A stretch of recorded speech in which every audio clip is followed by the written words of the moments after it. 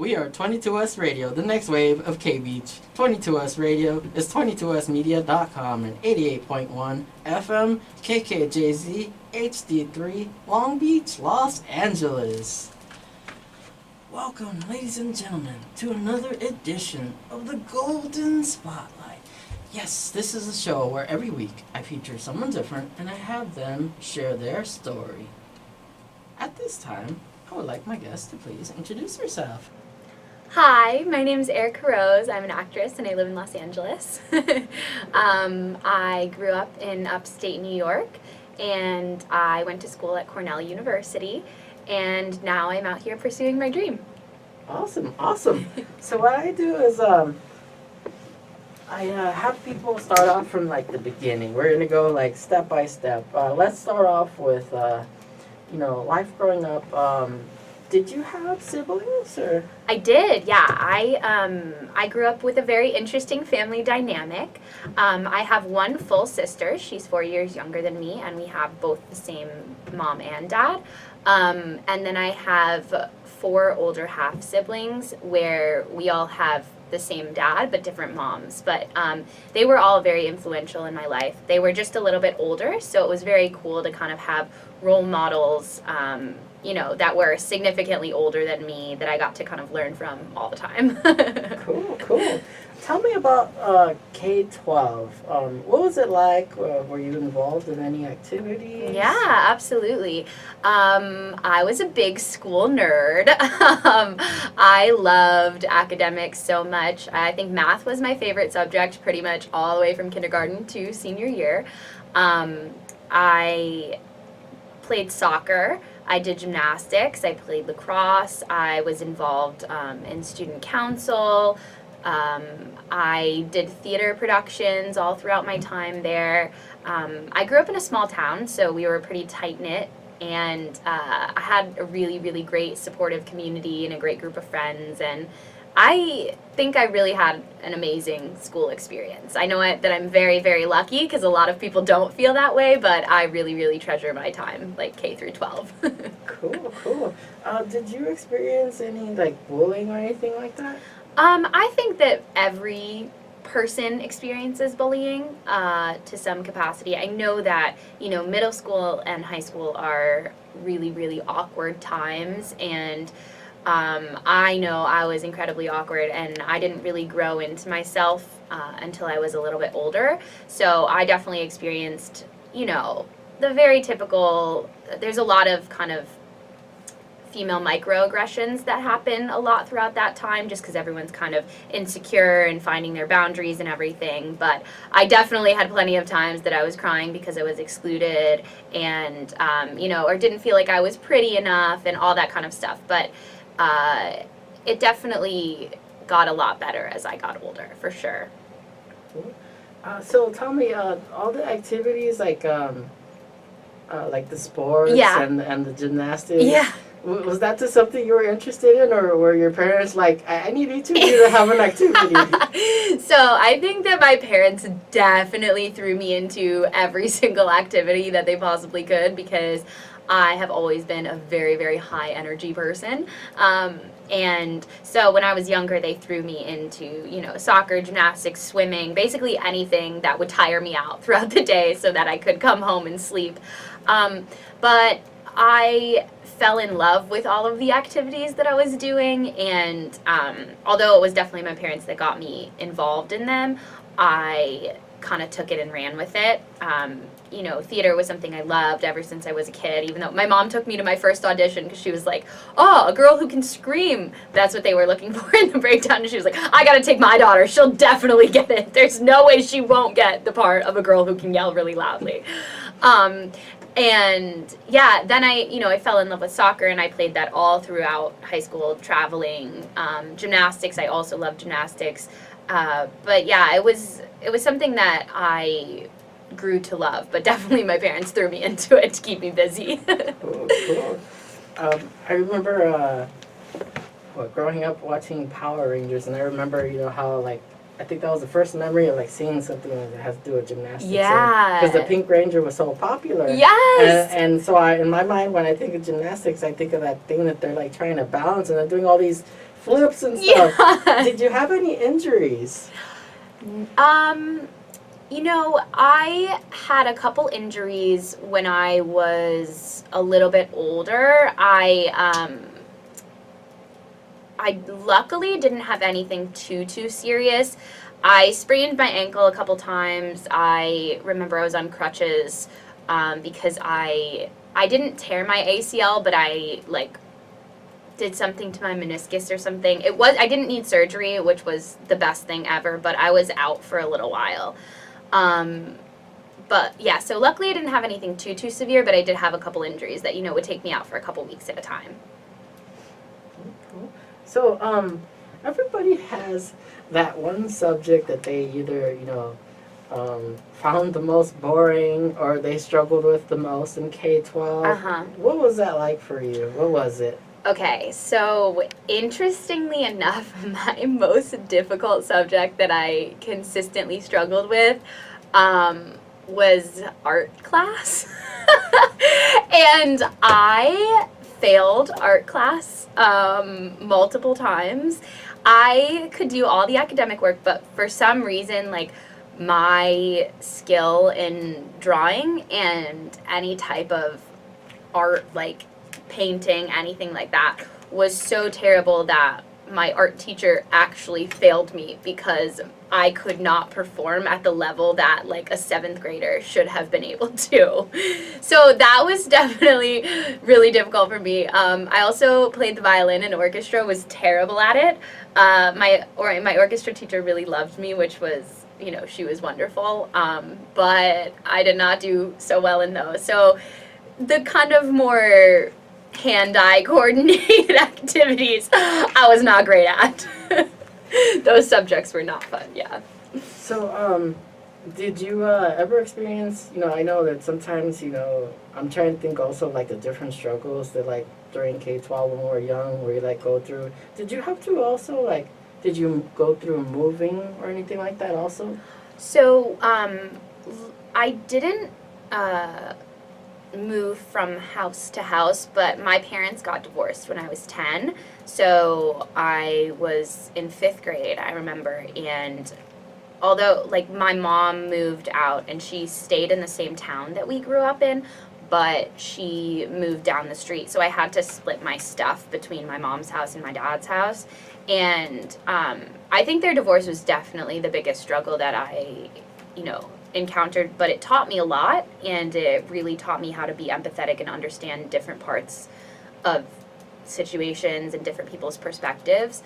But that was definitely a pretty big struggle for me growing up. How did that affect also your grades? I was, like I said, I was pretty academically motivated, so it didn't affect my grades so much. It more so affected my emotional well-being. I think I was really sensitive and extremely, prone to emotional outbursts, I think. I would spend a lot of time crying and yelling and screaming, especially around that time, and fighting with my younger sister. She's wonderful, and I'm so lucky that we've made it through that and have a wonderful relationship now. But I think it affected my socialization a little bit more than it affected my academics. We'll be right back after this commercial break. Did you know that 71% of students at Long Beach State receive financial Yeah, these commercials are pretty quick. They're just a few seconds. Oh no, that's fine. This is so fun. I'm having such a good time. I remember I had this one time though in the community college. There was this one student, she was cool during the show, and then I guess she had this impression that when she thought of radio, she thought of pre-recorded. And so I have her on the show, and she's doing good.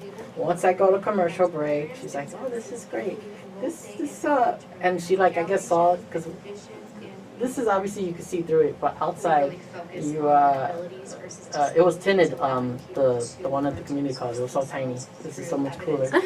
But she freaked after a while because she heard somebody I guess react to something she said, and they were cool. They were like, oh, cool. Like, she they were didn't looking realize at it her. was She's like, live. is this live? Yeah. Oh my gosh. And I go, well, yeah, it's radio. We're at our campus radio. She goes, she claims she forgot a book. And she never came back. Oh my gosh. Oh my gosh. That was awkward. Growing up, I was a huge I wrestling can fan. imagine. I'm still a kid at heart right now. And, well, what you may not know is wrestlers are also, Is this comedians, actors, and more. And I'll tell you all about it. Tune in every Thursday at 10 a.m. to Beyond the Ropes on 22 West Radio.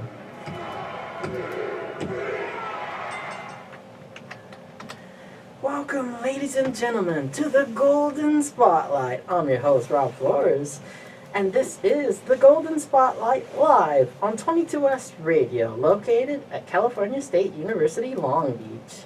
Ladies and gentlemen, have you ever missed an episode or cared to watch some of my previous episodes of my, all my different interviews? You may go to my blog, which is robfloresmedia.com. And now back with my interview with my guest. So, there comes a time where, for most people, I guess, and I guess there's debate because some people say 11th grade is the toughest or 12th grade is the toughest. But what was it like for you?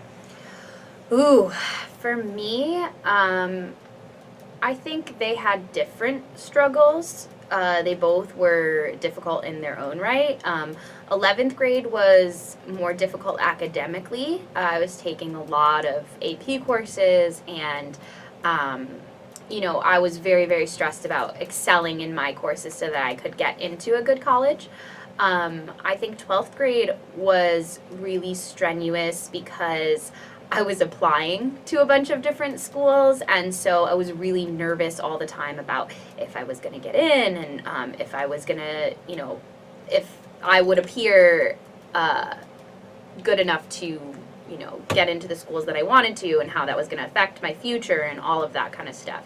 So I think that I would definitely say that 12th grade had a little bit more of that kind of real life stress, but 11th grade was definitely more difficult academically, I think.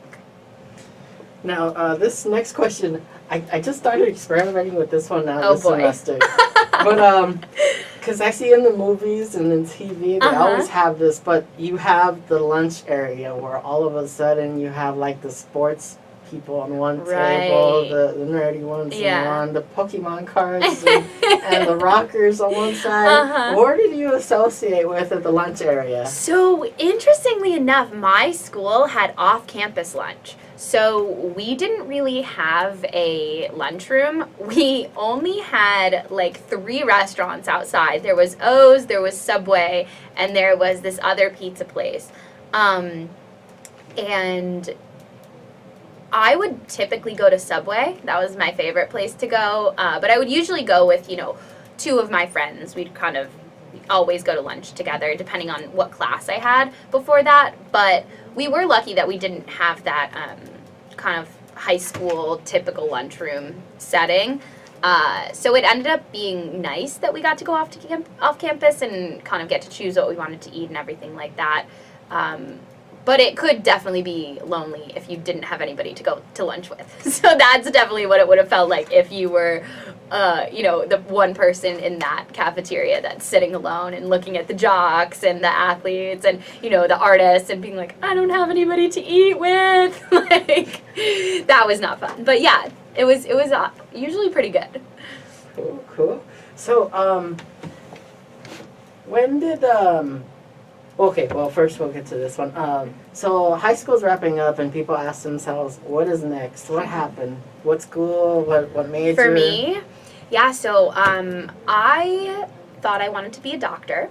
I was pretty convinced. So I ended up getting into Cornell University, which is in Ithaca, and I visited the school. I loved it. I felt like I would definitely fit in there. So I decided to go there, and that was a whole new journey. It was very different to be by myself, not living with my family, living with strangers and making new friends, kind of trying to get understanding school and what that felt like underneath my belt, and I was taking really difficult science classes, biology, organic chemistry, physics, all of these really, really high level classes that I was enjoying but also were putting in a tremendous amount of stress on me. So yeah, I spent 4 years at Cornell, and I really did love it. I think it was an amazing experience. I ended up majoring in human development, which is kind of a mix between psychology and biology. And I learned so much valuable information, and I really learned how to perform academically and how to take that skill set in school and apply it in the real world.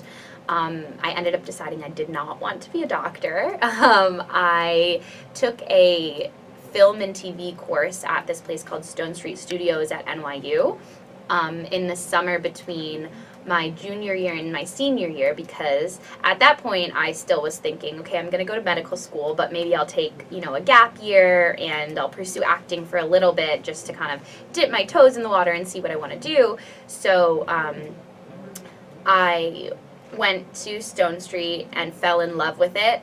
And after that summer, decided I was no longer going to pursue being a medical professional. I was going to dedicate my life to acting, and kind of just went from there. Cool. So, some students, they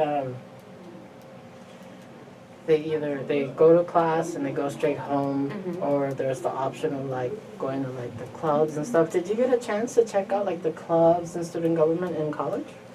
I was less involved with outside activities in school. I did club gymnastics, so I kept that alive, and I played intramural soccer. So I kept sports, as a big part of my life. I also did research, so I worked in a lab for 2 years, gathering data, analyzing it, and getting that kind of information. And I also lived in a house with a bunch of my friends, so I got to definitely have that social aspect.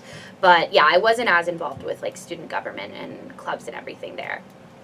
So during this whole time, by the time your parents split and up to that point, what was it like even as far as where do you go for Christmas and Totally. Thanksgiving, all that? Yeah, so Thanksgiving has always been a big holiday for my family because I grew up Jewish. So with that, we would always spend Thanksgiving with my dad, and it would be all my siblings and, their families, and me and my sister, and we all would get together and, spend Thanksgiving together.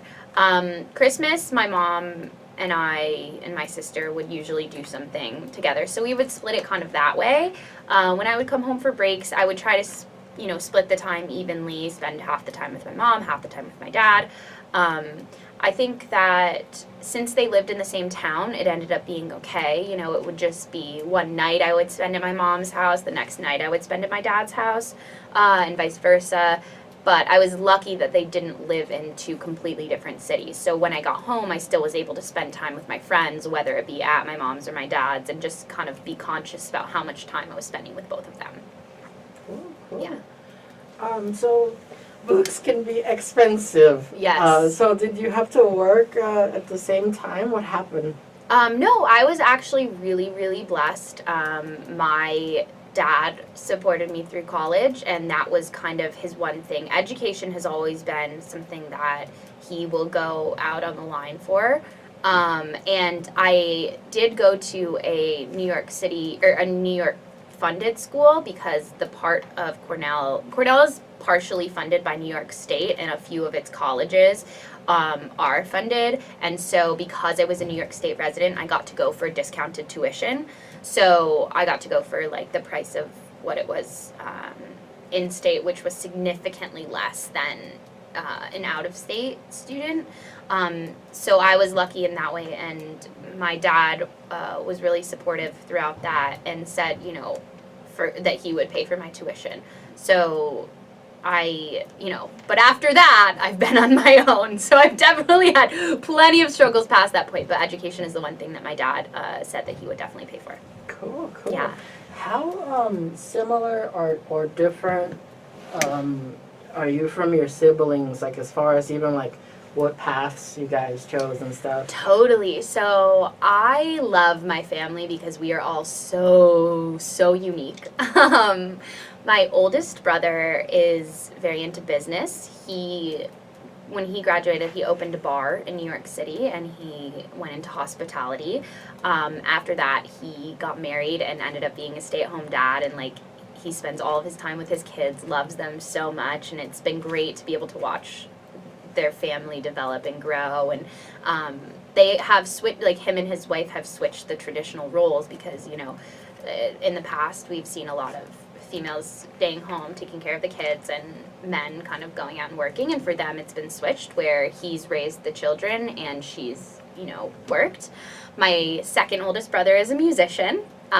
He loves music. He plays guitar. He has a band. He's toured all around the country. And he's super passionate about his music. He just had a baby too, so he's a new dad and loves being a father, is super involved with his son and everything.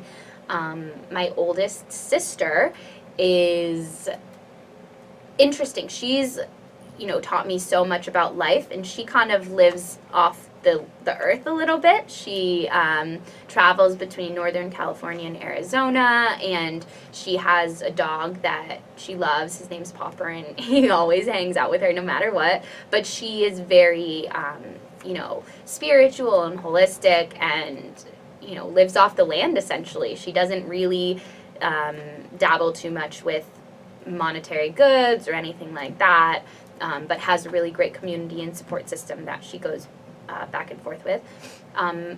My third oldest brother and I think have the most similar path because he is a manager at the Laugh Factory in Chicago, and actually got me my initial job out here at the Laugh Factory in Hollywood. And he works with comedians, loves comedy, and is working to kind of manage them and really foster their careers, which is similar to me being in entertainment. And then my youngest sister just graduated from college. She thinks she's going to go to law school. She also played soccer, and she was a D1 athlete, which is pretty cool for her. And so she's just kind of figuring out her path right now. But yeah, those are all my siblings. We're all completely different, but we all love each other very, very, very much. How about the reaction to the major you wanted from your family? Well, the reaction to my major was, they were all pretty supportive. I think, I've always loved psychology and understanding people, and so that has, they definitely could see where that was coming from. I think they were all a little bit nervous and definitely worried when I decided to kind of not use my major and go off the grid and become an actress. So they definitely were a little bit concerned at first, but I've grown to prove myself now, and they have a lot more faith in me, I think, which is great. But it definitely scared them, I think, to see that I was taking a leap of faith and, just betting on myself for reasons that they couldn't understand. How about, tell us about the importance of mentors growing up. Ooh, mentors. I think mentors are incredibly important. Education, like I said, it was always super important to me, and so I had a lot of teachers that really inspired me. The one that always comes to mind is my 11th and 12th grade English teacher, and she was a mentor to me for so many reasons because she really helped me to understand why, open-mindedness and acceptance was so important in life in general, understanding people's stories, really standing up for what you believe in, keeping in mind just always being a good person. I think that was really, really important. I definitely had some peer mentors too that were, maybe 1 or 2 years older than me that I looked up to, especially in high school, that, were on a similar path, playing sports and, caring about academics and stuff. And I definitely looked up to them, just saw what they had to offer.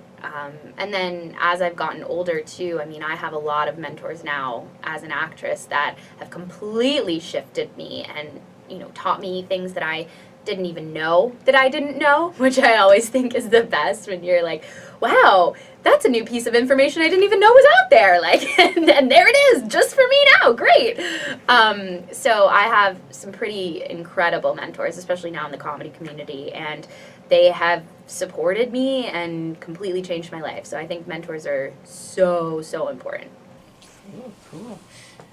Since we, always have to play 2 commercials, I like to get the commercials out the way because my guests are always so super cool, and I like to get more of their stories. So we'll be right back. Affordable, professional, and located on the 2nd floor of the USU. Electric Hair has all of your nail and hair needs covered. For an appointment, call there's a hair place upstairs? 562-958-4522. Oh yeah, that's I've never been to it. That's Wow. 562-958-4522. My high school had that. That's crazy.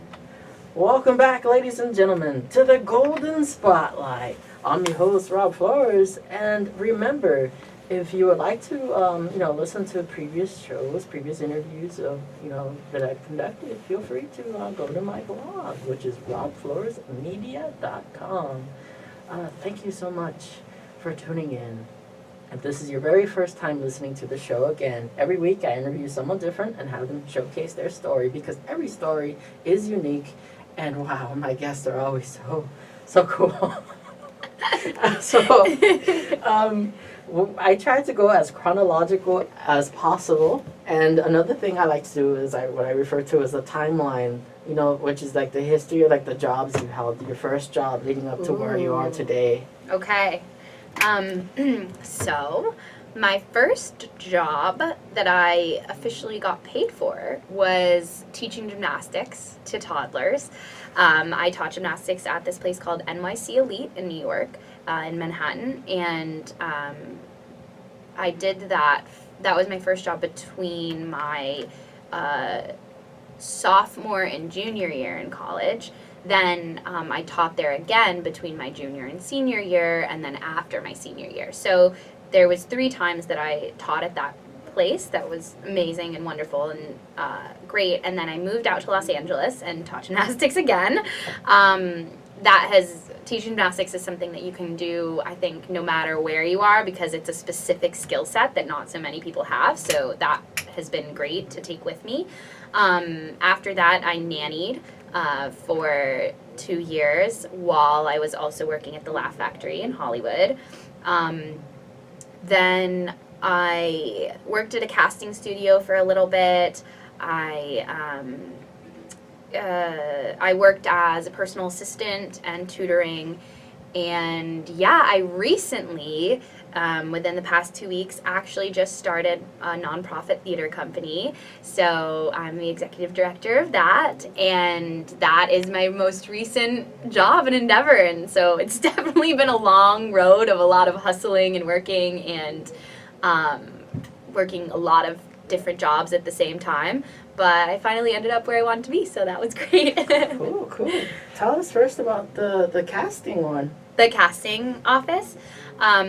Yes, I worked at a casting office. I actually worked for a casting director at the same time and a casting office.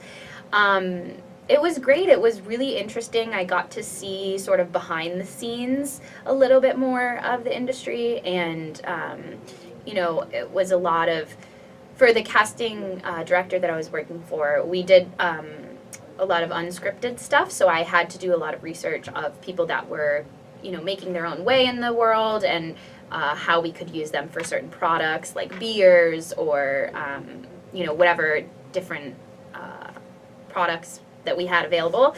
And then also I got to see a lot of sessions run, so I could see kind of, the different actors and what they were bringing to the table, and what different directors would like about certain actors and why people would get the job versus wouldn't get the job. So it was a lot of really interesting information, and I also found out that it has so little to do, especially in commercial casting, it has so little to do with what you're actually bringing to the table, and so much more to do with, do you look right?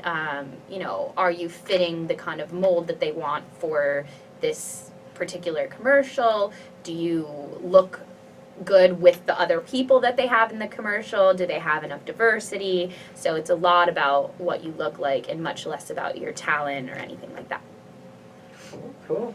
I heard, and I remember I had a previous guest who mentioned about auditions, and she mentioned that like there's like different tips and stuff like that there's actually certain colors that like casting people like prefer the best, and Oh, and interesting. so that was pretty interesting. Yeah. To hear all this type of stuff. How nerve-wracking is like, you know, auditioning and stuff like that? Oh man. Well, you know what? When I first started auditioning, I was very, very nervous. I think that I remember that someone taught me that your right brain sees colors, so that will calm you down. If you're feeling nervous, you can, you know, sit around the room and just pick out the different colors in the room, and that will calm you down a little bit. I've also practiced, you know, I practiced my breathing a lot, kind of centralizing that, controlling my breaths, and using that to calm me down.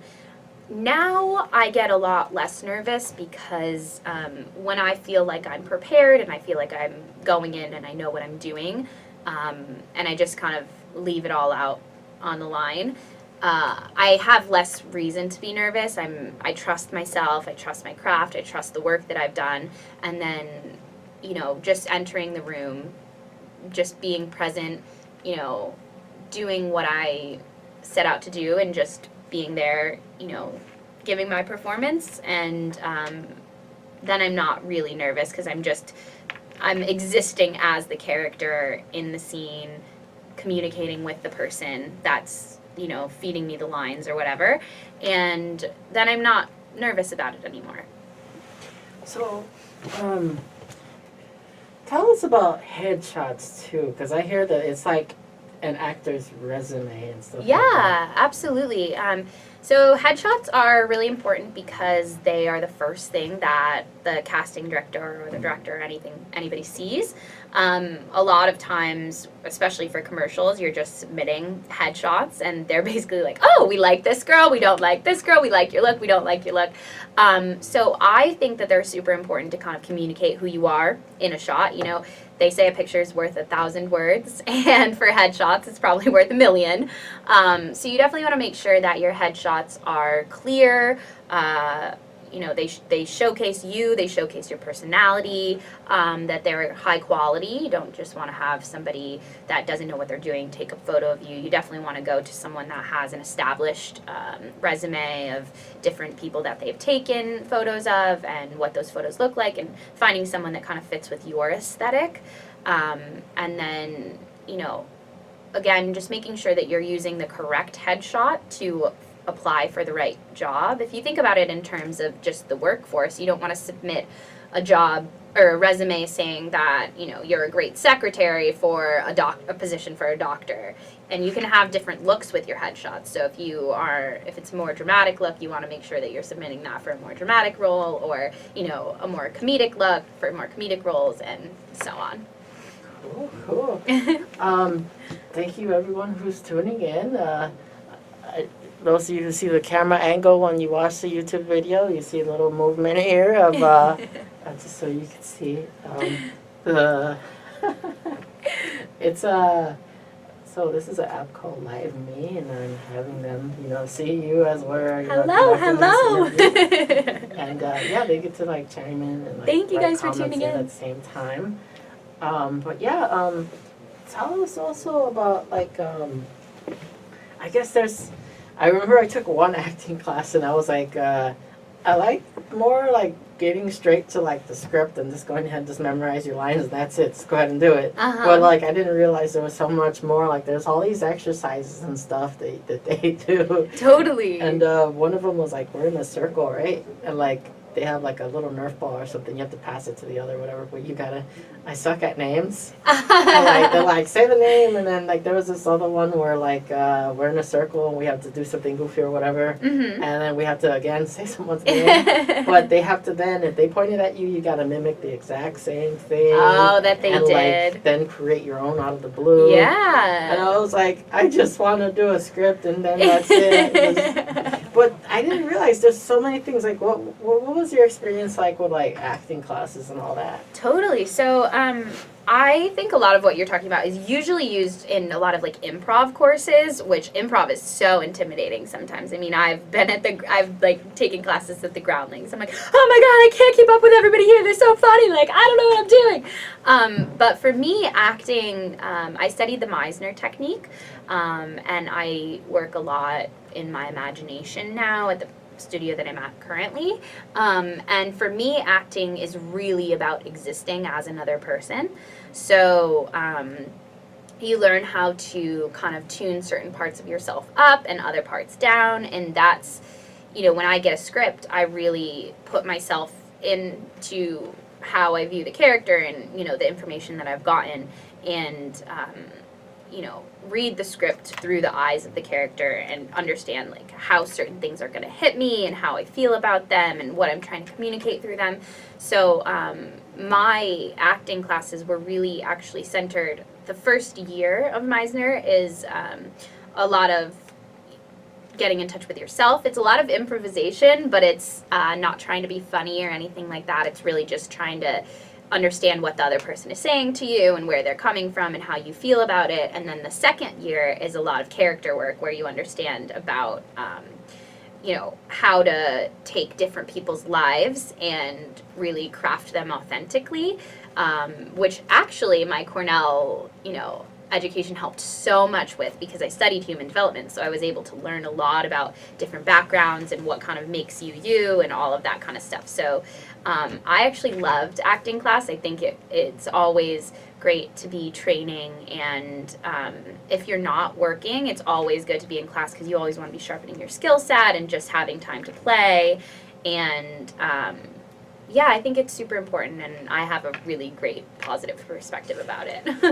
I remember even for like radio class, like we had this, and it was my favorite part of the class too, is every now and then it was at least, because it was, how some college classes, they're like 2 days, or either Monday, Wednesday, or Tuesday, Thursday. Yeah. Well, on one of those days, he would have cold copy readings. It's readings of commercials that have aired before at a radio station, and he keeps them, and he'll like, he was old school, he'd have the tape recorder, and then he would connect it to the microphone, and each time, one by one, we'd each come in and we'd read.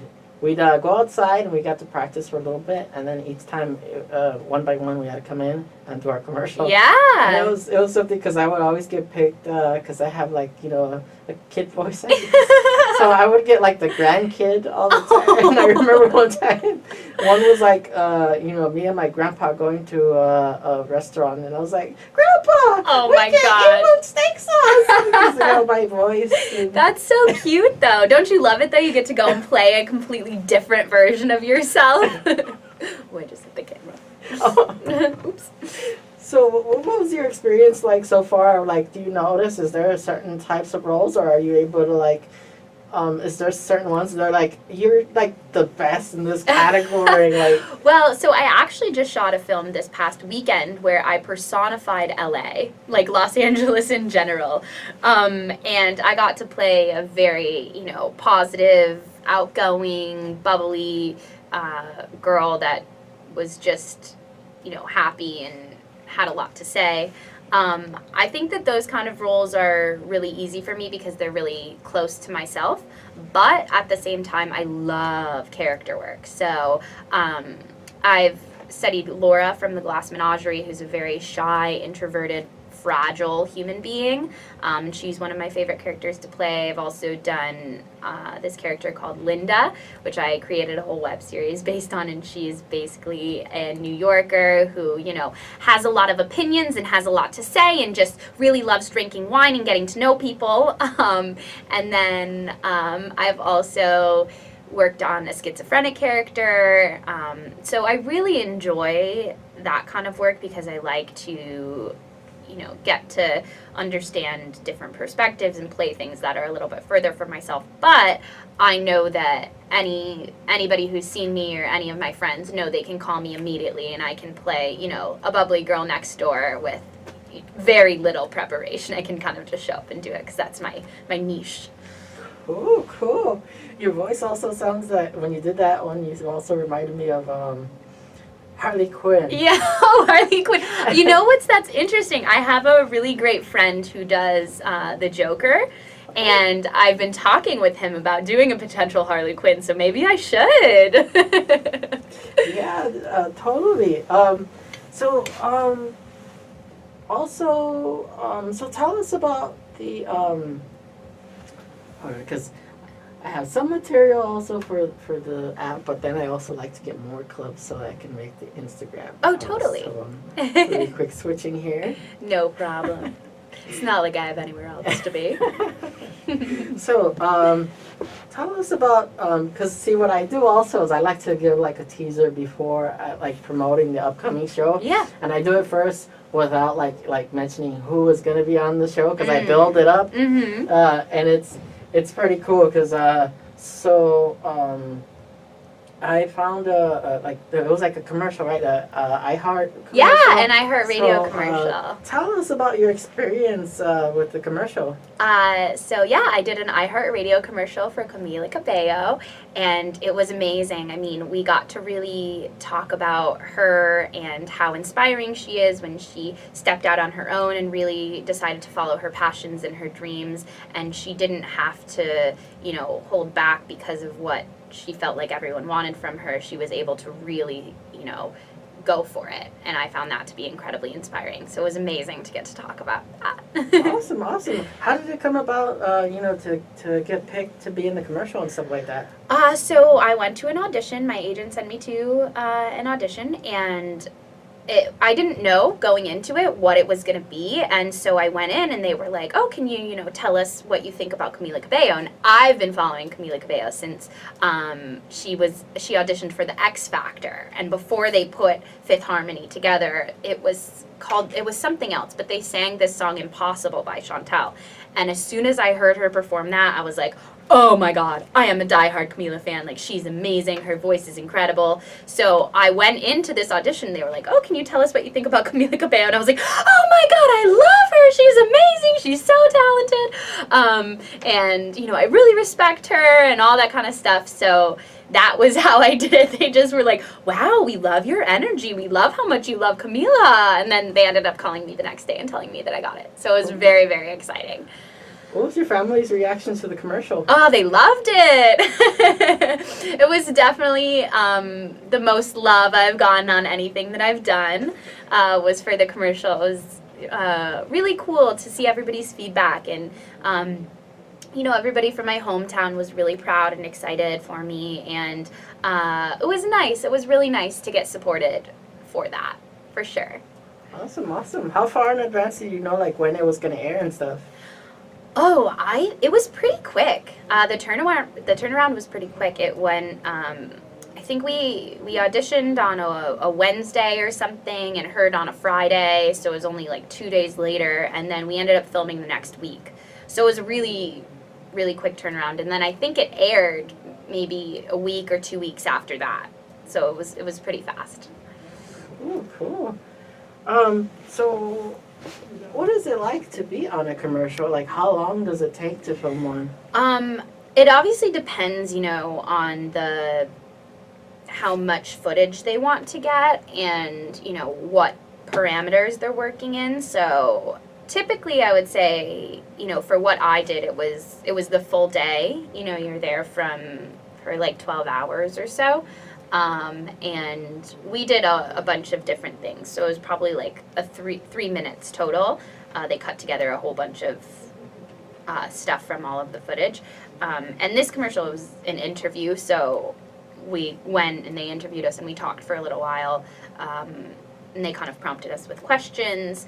But it was a long day, but always really fun. You get to work and then you have your lunch break and then you keep working after that. But I got to meet a lot of really wonderful women and a lot of really wonderful people, and I think that's always what I enjoy most about working on different sets, is meeting everybody and seeing how talented everybody else is and how much they have to offer and getting to know all that. So, yeah. Cool. Tell us about your new business. So it's very exciting. I just started a new nonprofit. It's called the Polymath Theater Company. And our mission is to raise money through theater productions in Los Angeles and hopefully throughout the United States soon to raise money for UNICEF. And we're going to donate money so that we can help children that are in crisis situations. And then eventually the goal is to create a mobile theater program that can be brought to different countries and help the children through their social and emotional development using theater tools. Our first performance is going to be in October in Los Angeles. We have 3 weekends during the month of, the first weekend of October and the 3rd and 4th are in Los Angeles, and then the 2nd will be in New York. And we're performing a psychological thriller, and it's gonna kind of play on the Halloween spirit. It's very scary and twisted, and it's gonna be really fun to do. And yeah, we're gonna do 9 dates in LA, 2 in New York, and we're going through that. We're gonna raise hopefully about $11,000 for UNICEF to donate to them, and yeah, to keep going. And then we're hopefully next year we're going to establish traveling throughout the country so that we can go to each of the states and trick or treat for UNICEF throughout the Halloween month. Cool. We have like 5 more minutes. I have so much Okay. more. That went by so quickly. Oh yeah, it does. So the other question I have, these are my 2 big ones. Yes. I always like to ask. I'm is, ready. I'm ready. What would you like your legacy to be, and where do you see yourself after retirement? Wow, those are big. Okay. What I would like my legacy to be, I have recently actually been thinking about this since I started the nonprofit. And, you know, when I was a kid, all I wanted to do was change the world. And I remember I would enter into my classrooms, you know, we were talking about K through 12, like every day I would wake up and believe that I could change the world. So I would like my legacy to be that I've been able to change people's lives with my craft and my career, being able to help people understand, you know, what's going on in their own lives via, you know, whether it be television, film, theater. I think that those outlets really offer a lot for people to put themselves in the situations that they see on screen and understand how that influences their lives that they're living between, you know, the different relationships and people that they have. And so I would like to, you know, bring joy to people through that, and that would definitely be one part of my legacy. And then the second part is that I really would like to change the world, and I believe that by bringing theater to countries that are in crisis, third world countries, that I can help to, you know, mold the emotional development of children that need it and don't currently have access to it. So I think those right now would be my 2 big legacies that I would like to leave. And then where I see myself after retirement, definitely on a beach somewhere with, you know, a mimosa in hand, or like a strawberry daiquiri or something, just laying on the beach, and, you know, in paradise essentially. That's what I see. Cool. Let's see. We have 3 minutes. One, your first experience, like getting on the stand-up comedy, your first act, and also tips for people that want to pursue what you're doing. Okay. Yeah. So my first time getting into stand-up was actually very, very recently. I wrote my first joke, and it came out of a hilarious experience where it was just a terrible date that I went on, and me being myself, I was just crazy emotional, and I told this guy that I had just met that I was like, I really like you, and he was like, I don't like you. And so after that I was like, I need to talk about this because it was so funny. And so I just went and spoke about the experience, just completely from myself. I didn't really write anything before. I just kind of went and talked about it, and I ended up getting a lot of really good feedback on it. So then I kind of decided to write more jokes and, you know, craft more of what I was saying. And then I would say, yeah, any advice about that would just be that what is going to make you unique in stand-up is what makes you unique as a person. So instead of trying to write a joke that you think other people will think is funny, just use yourself. You can use your own experience, or you can, you know, write something totally from not your experience, but whatever makes you you and whatever makes you unique, that's what you should play on. Who were some of your favorites growing up? Ooh, my favorite comedians? I loved Dane Cook when I was younger, when I was in middle school. I've grown to really love Amy Schumer. I love Tiffany Haddish. I really love Eric Griffin, Andrew Santino, Chris Rock, Jordan Rock, Tony Rock. And Taylor Tomlinson is just breaking out. I think she's wonderful. And, you know, I would have to say that probably my favorite comedian right now is Chris Redd. I used to love, like, Will Ferrell, you know, Amy Poehler, Tina Fey, all the icons. So I would say those were definitely my favorites growing up, and now I have new ones. But Do yeah. you get to see, like, the Tonight Show or, like, SNL regularly? Or? Well, I did get to see SNL for the first time because my friend Chris is on it, and that was incredible. It was a dream come true. I mean, I've watched that show forever, so being able to be on stage and see it in real life was just crazy. And then I did get to go to the Tonight Show once. I got to see it when Jay Leno was still performing, and he was interviewing Leslie Mann, who is actually still one of my idols. And I think she's an incredible comedian, so that was really exciting to be able to go and see that too. How can people contact you? You guys can find me on Instagram at Hey Erika Rose. That's Erika with a K. And you can also email me at heyerikarose@gmail.com. Cool. Time goes by so fast. I know. Literally like the last 60 seconds. But any closing statement you'd like to make? I think my closing statement would just be to anybody that's listening, follow your dreams, you know, take your passions and make them reality, because your work will never feel like work if you're doing what you love. Excellent. I'd like to thank you for taking the time Thank to be here on the you so Golden much. Spotlight. Until next time, folks.